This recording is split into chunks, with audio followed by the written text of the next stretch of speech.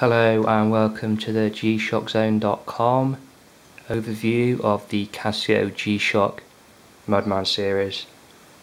Now the Mudman Series is one of Casio's master of G line.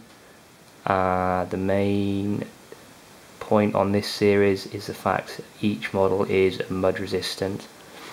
So as we look at each model in turn, you can see that the bezels are shrouded to prevent mud getting in around the buttons and under the bezel. So the series has 7 models officially, but what we've done is we've picked out one model from each era, which we'll have a look at in a little more detail. But before we start, let's move these out of the way. It's a slight curveball. This is probably one of the watches which in a way originated the series.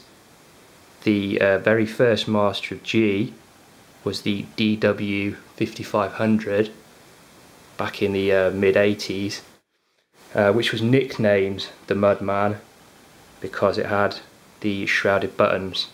This watch here is actually a G 5500, which is a 2006 reissue of this watch, but I think you can see certainly it has some of the key features, which is of course the design and the shrouded bezel. So let's have a look at the actual official Mudman.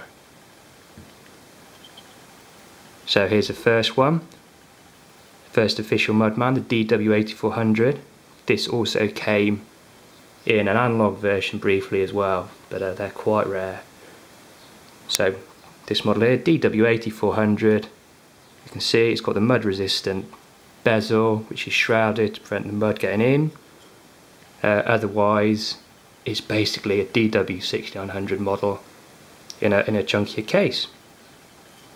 Okay, the next series was the G9000 series. So we've got this, which is the basic G9000, and there was also 2 solar atomic models in the same line. So this has been recently discontinued. Again, you can see the key feature is the mud resistant bezel. This time Casio used an all new module for this series. You can see it's got a negative display, so it's not so legible. Finally we have the G9300 model.